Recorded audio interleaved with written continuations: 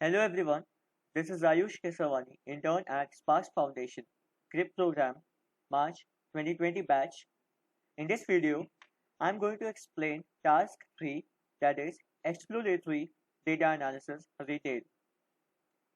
First of all, I import all the important Python library which is required to complete the task like NumPy, pandas, and from math.lib import pyplot and also import cbond library. After this, I read the CSV data using pandas function read CSV of the file name sample superstore.csv and print top 5 data of the CSV file out by using head function. Okay. Using D types, we figure out the data types of each of the columns of our data. Then using the shape function, we get the shape of our data set. Here that is 9994, 13. Now using describe function, I found a description of the data to analyze this easily. As we can see in the above description, there is high variation between the 75 and maximum value of sales and profit. I use data info function to get the idea of whether data having any null values or not. So in this, we can see there is no null values in any of the columns of the data set. Now, here I get all the names of the columns in the data sets using the columns function. Then I use duplicate function to check whether any column have any duplicacy value. So we get 13 here. That is, there are many duplicacy in data set. So I drop those data from the data set and finally we get this data without duplicacy.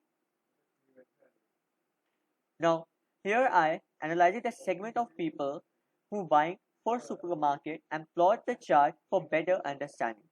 So here we can see that around 51.9% belong to consumer, around 13% belongs to corporate, and around 17.83% from home office. Similarly, I plotted a graph for analyzing shipping mode of supermarket and concluded that around 59.6% mode of shipping through standard class, 19% from second class, 15% from first class, 5% from same day. Now if I talk about the categories, so according to data and bar graph, around 60% categories belongs to the office supplies, 21% to furniture, and 18% to the technology. Similarly, I created the analyzing graph for the subcategory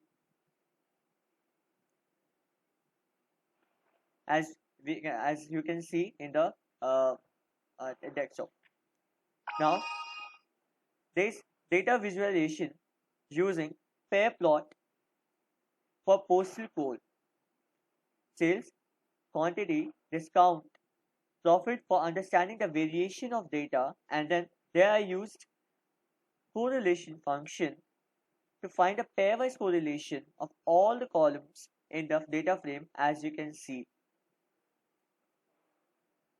At last, using the bar graph, I choose sales and profit graph with respect to the category to see the relation amongst them. So that's all for the stars. Thank you.